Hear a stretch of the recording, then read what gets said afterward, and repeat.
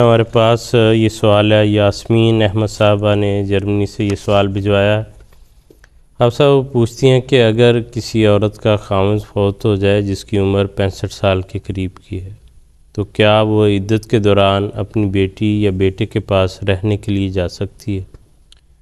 اس بارے میں قرآن کریم کا جو تاکیدی ارشاد ہے وہ یہ ہے کہ والذین یتوفون منکم ویذرون ازواجا یتربصن بانفسہن اربعۃ اشہر وعشرا، کہ وہ افراد جو فوت ہو جاتے ہیں اور اپنی پیچھے بیوائیں چھوڑ جاتے ہیں تو ان پر یہ فرض ہے کہ وہ اپنے آپ کو جو ہے وہ 4 مہینے 10 دن جو ہے وہ عدت کے طور پر گزاریں۔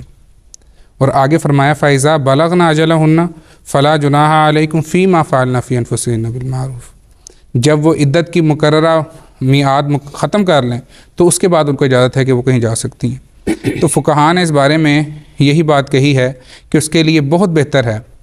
کہ وہ جو عدت کی عمر ہے وہ اپنے خاوند کے گھر میں یا جو اس کا مستقل گھر ہے جہاں پہ وہ رہتی ہے وہیں پر گزارے۔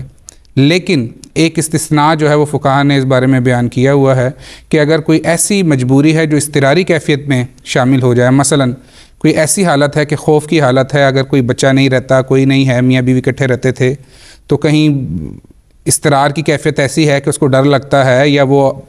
اس عمر کو پہنچ گئی، اثر ہوا ہے، ویسے بھی غم کی کیفیت ہوتی ہے کہ ایک زندگی کا ساتھی جو ہے وہ گزر گیا، وہ اکیلی ہو گئی ہے، یا دوسرا یہ ہے کہ